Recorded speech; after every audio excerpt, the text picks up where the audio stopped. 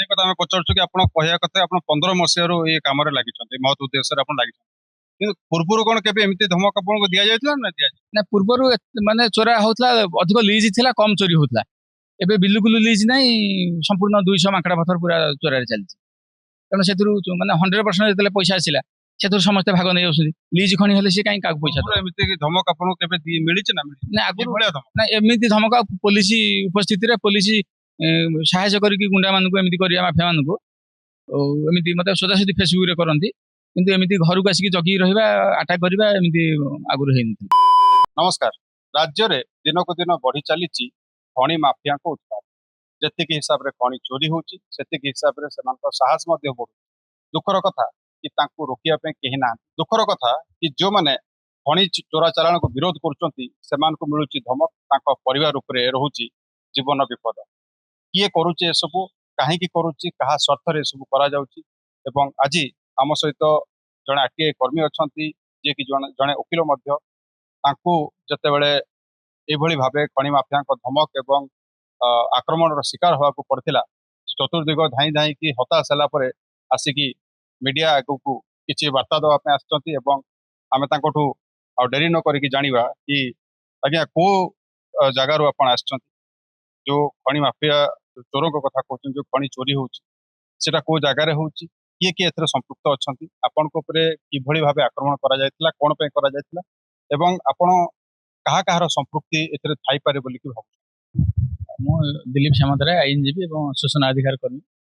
ମୁଁ ଦୀର୍ଘ 15 ବର୍ଷ ହେଲା ପରିବେଶ ପାଇଁ ସୁରକ୍ଷା ପାଇଁ କାମ କରୁଛି। ମୁଁ ନୟାଗଡ଼ ଜିଲ୍ଲା ରଣପୁର ତହସିଲରୁ ବିଲଙ୍ଗ କରେ। ଆମ ନୟାଗଡ଼ ଜିଲ୍ଲାରେ କୌଣସି ଅନୁମତିପ୍ରାପ୍ତ ମାଙ୍କଡା ପଥର ଖଣି ନଥିବା ବେଳେ ବର୍ତ୍ତମାନ କେବଳ ରଣପୁରରେ 200 ଗୋଟି ବେଆଇନ ଚୋରା ମାଙ୍କଡା ପଥର ଖଣି ଚାଲିଛି ଏବଂ 20ରୁ ଉର୍ଦ୍ଧ୍ୱ ପଥର ପାହାଡ଼ରୁ ବ୍ଲାଷ୍ଟିଂ କରି ଦିନ ରାତି ମେଟାଲ ପଥର ଚୋରା ଚାଲାଣ ହଉଛି। ଓଡଗାଁରେ ସେମିତି 60-70ଟି ମାଙ୍କଡା ପଥର ଚୋରା ଚାଲାଣ ହଉଛି, ଯୋଉଥିରେ ଅଜିତ ସାହୁଙ୍କୁ ବି ହତ୍ୟା କରାହେଇଥିଲା। ସେଥିରେ ନୟାଗଡ଼ ପୋଲିସର ବି ସମ୍ପୃକ୍ତି ଥିଲା ତା ହତ୍ୟାକାଣ୍ଡରେ। ଆଉ ତାଙ୍କର ମାଷ୍ଟର ମାଇଣ୍ଡ ହେଲେ ଆମର ଆଡିସନାଲ ଏସପି ଜ୍ୟୋତି ସାମନ୍ତରାୟ। ସିଏ ସବୁ ଅପରାଧିକ କାର୍ଯ୍ୟକଳାପରେ ଲିପ୍ତ ରହୁଛନ୍ତି। ଚୋରା ବାଲି ଗାଡି ଆଉ ମାଙ୍କଡା ପଥର ଯୋଉମାନେ ଖଣି ଚଲାଉଛନ୍ତି ତାଙ୍କ ସହିତ ବଟି ନେଇ ମାସିକିଆ ତାଙ୍କୁ ଏଇ ଚୋରା ଚାଲାଣ କରିବାରେ ପ୍ରୋତ୍ସାହନ କରୁଛନ୍ତି। ଆପଣ କେବେ ଯାଇଥିଲେ ଅଭିଯୋଗ କରିବାକୁ ଏବଂ ଏଇ ଯୋଉ ହତ୍ୟା ଧମକ ହଉ ଅଥବା ଆପଣଙ୍କ ପରିବାର ଉପରେ ଆକ୍ରମଣ ହଉ, ଏଇଟା କୋଉ ମସିହାରେ ହେଇଥିଲା ଏବଂ ଆପଣ ତାପରେ କଣ ପଦକ୍ଷେପ? ନାଇଁ, ଯେତେବେଳେ ବିଜେଡି ଶାସନ ଥିଲା 2022 ମସିହାରେ ବି ଆମ ରଣପୁର ତହସିଲର ଚାନ୍ଦପୁର ଥାନା ପାଖରେ ଗୋଟେ ମୌରିଜାଲିଆ ମାଙ୍କଡା ପଥର ଖଣି ଥିଲା। ସେଥିରେ ମୁଁ ଗୋଟେ ଏନଜିଟି କରିଥିଲି କଲିକତା ନ୍ୟାସନାଲ ଗ୍ରୀନ ଟ୍ରିବ୍ୟୁନାଲରେ 2022 ମସିହାରେ, ଯୋଉଥିରେ ସେ ଖଣି ମାଫିଆ ମାନଙ୍କୁ 100 କୋଟିରୁ ଉର୍ଦ୍ଧ୍ୱ ଟଙ୍କା ଫାଇନ ପଡିଥିଲା। ସେ କେସ୍ ଏବେ ବି ଚାଲିଛି କଲିକତା ବେଞ୍ଚରେ। ସେ କେସରେ ମୋ ଉପରେ ବି ଆକ୍ରମଣ କରିବା ପାଇଁ, ମୁଁ ଯେହେତୁ ଭୁବନେଶ୍ୱର ରହୁଛି ମତେ ଆକ୍ରମଣ କରିପାରିଲେନି, କିନ୍ତୁ ଆମ ଘରକୁ ଯାଇକି ଧମକ ଦେଇଥିଲେ। ମୁଁ ବି ଥାନାରେ ଏଫଆଇଆର ଦେଇଥିଲି। ସେ ସମ୍ବନ୍ଧରେ କିଛି ବି ଆଜି ମତେ ନ୍ୟାୟ ସୁରକ୍ଷା ମିଳିପାରିଲା ନାହିଁ। ଏବେ ଆପଣ ମୁଁ ସେଟା 2022 ମସିହାରେ ଦେଇଥିଲି। କି ଆଜି ପର୍ଯ୍ୟନ୍ତ କୌଣସି ବି ସୁରକ୍ଷା ନାଇଁ, ସୁରକ୍ଷା ମିଳିନି। ପୋଲିସ ପକ୍ଷରୁ କୌଣସି ଛାନବିନ ଇନଭେଷ୍ଟିଗେସନ କିଛି? ଯେହେତୁ ରାଜନୈତିକ ଚାପ ରହୁଛି, ପୋଲିସ ମାନେ ବି ସେ ରାଜନୈତିକ ଚାପରେ ବଳି ପଡି ଯାଉଛନ୍ତି। ସେମାନେ ଖଣି ମାଫିଆକୁ ସାହାଯ୍ୟ କରିବାକୁ ବାଧ୍ୟ ହଉଛନ୍ତି, ଆଉ ସେମାନେ ବି ମାସିକା ଚାନ୍ଦା ଦଉଛନ୍ତି। ତହସିଲ ଅଫିସ ରଣପୁର ତହସିଲଦାର ଯିଏ, ସେ ରାଜନୈତିକ ଚାପରେ ଏଠିକି ଆସୁଛନ୍ତି, ଆଉ ସେ ମାସିକା ବଟି ନେଇକି ଖୁସିରେ ଅଛନ୍ତି। ଆଉ ଚୋରା ଚାଲାଣ 200 ମାଙ୍କଡା ପଥର କେବଳ ରଣପୁରରେ ଚୋରା ଚାଲାଣ ହଉଛି। ଆଉ ପଥର ପାହାଡ ଯୋଉ ବ୍ଲାଷ୍ଟିଂ ହଉଛି ବେଆଇନ ଭାବେ 15ଟି, ସେଥିରୁ କେବଳ ରାଜନୈତିକ ପାଣ୍ଠିକି ଯାଉଛି 2 କୋଟି ମାସକୁ ଯାଉଛି। କେବଳ 2 କୋଟି କେବଳ ରଣପୁର ଯାଉଛି। ତା ସହିତ ଖଣ୍ଡପଡା ଅଛି, ଦଶପଲ୍ଲା ଅଛି, ଓଡଗାଁରେ ବି।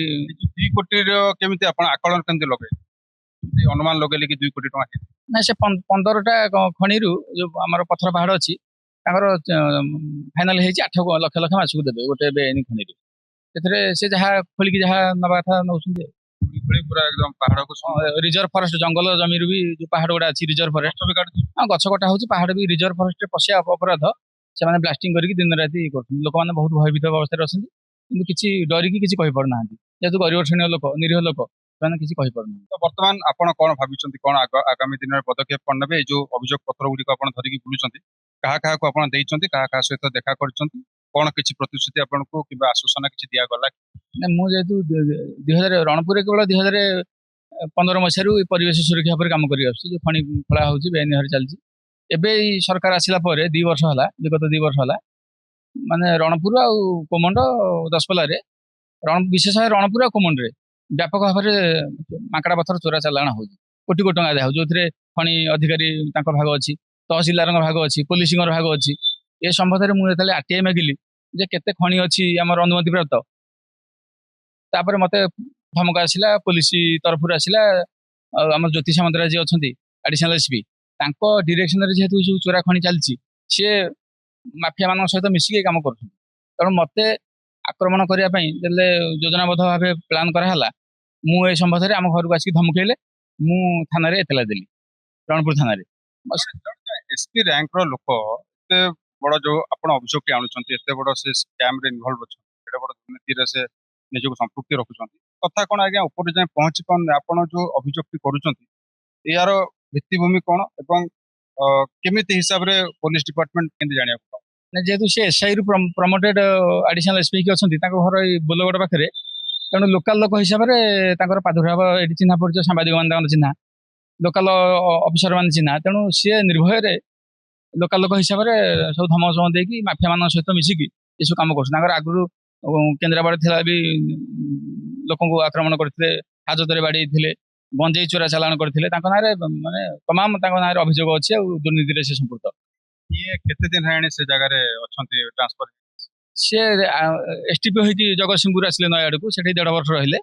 ତାପରେ ସେ ଜଣେ ଉଚ୍ଚ ପଦାଧିକାରୀ, ରାଜନୈତିକ ଚାପ ମାଧ୍ୟମରେ 8 ଲକ୍ଷ ଟଙ୍କା ଦିଆହେଇଛି କେବଳ ପଲିଟିକାଲ ଲୋକଙ୍କୁ ଦେଇକି, ସେ ଆଡିସନାଲ ଏସପି ହେଇକି ସେଇ ନୟାଗଡ଼ ଜିଲ୍ଲାରେ ହିଁ ରହିଲେ। ରାଜନୈତିକ ଚାପ ନା ରାଜନୈତିକ ସ୍ୱାର୍ଥ? ନାଇଁ, ରାଜନୈତିକ ଚାପ ପଡୁଛି ପ୍ରଶାସନ ଉପରେ, ତେଣୁ ବାଧ୍ୟ ହେଇକି ତାଙ୍କୁ ଡିପାର୍ଟମେଣ୍ଟ, ହୋମ ଡିପାର୍ଟମେଣ୍ଟ ତାଙ୍କୁ ଟ୍ରାନ୍ସଫର କରେଇଲେନି ଅନ୍ୟ ଜିଲ୍ଲାକୁ, ସେଇଠି ହିଁ ସେ ରହିଲେ। ଜଣେ ପ୍ରଭାବଶାଳୀ ନେତ୍ରୀ, ଆମର ରାଜନୈତିକ ନେତ୍ରୀ ବିଜେପିର, ସିଏ କହିଲେ ନାଇଁ ସେ ଏଠି ରହିବ।